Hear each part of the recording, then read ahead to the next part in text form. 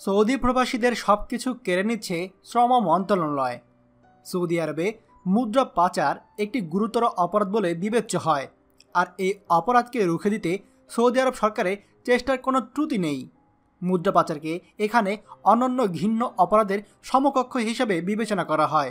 গত কয়েক বছর ধরে এই মুদ্রা পাচার কিংবা এর সমতুল্য একই শ্রেণীর অপরাধকে রুখে দিতে সৌদি আরব সরকার হাতে নেয় নতুন অনেকগুলো কার্যক্রম, যার মধ্যে উল্লেখযোগ্য হল সৌদি নাগরিক এবং প্রবাসীদের এ বিষয়ে সচেতন করা, প্রবাসীদের কফিলের নামে ব্যবসা করতে বারণ করা, হুন্ডির মাধ্যমে লেনদেন করা সহ প্রমুখ।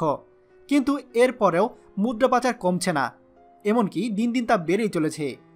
আর এই বাড়ার পেছনে মূল ভূমিকা হচ্ছে প্রবাসীর কফিলের নামে কভার আপ ব্যবসা করা বা তাসাতুর করা।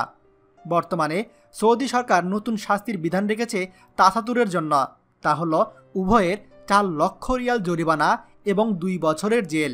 যদিও প্রবাসীকে জেল সাজা ভোগের পর দেশে পাঠিয়ে দেওয়া হবে 10 বছরের সৌদি আরবে ঢোকার নিষেধাজ্ঞা দিয়ে, আর সৌদি কফিলকে দেশ থেকে নিষেধ করা হবে 2 বছর।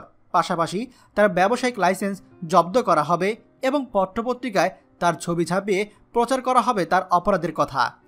এখনও সৌদি আরবে আমাদের অনেক প্রবাসী লুকিয়ে ব্যবসা করে যাচ্ছেন, এটা আমরা সকলেই জানি। তাই আপনাদেরকে বলবো, আপনারা সাবধান হন। মনে রাখবেন, বিপদ যে কোনো সময় আসতে পারে।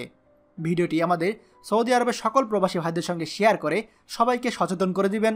আর আপনি যদি আমাদের চ্যানেলে নতুন হন তাহলে আমাদের চ্যানেলটি অবশ্যই সাবস্ক্রাইব করবেন সৌদির সকল গুরুত্বপূর্ণ খবর সবার আগে পাওয়ার জন্য। ধন্যবাদ। বাংলাদেশের প্রথম প্রবাসী নির্ভর ভেরিফাইড ইউটিউব চ্যানেল TJN24। তাই দেরি কিসের, এখনই আমাদেরকে সাবস্ক্রাইব করুন। সাবস্ক্রাইব করতে সাবস্ক্রাইব আইকনে ক্লিক করুন এবং বেল আইকনটি চাপুন, যাতে আমাদের কোনো নতুন ভিডিও আপনি মিস না করুন।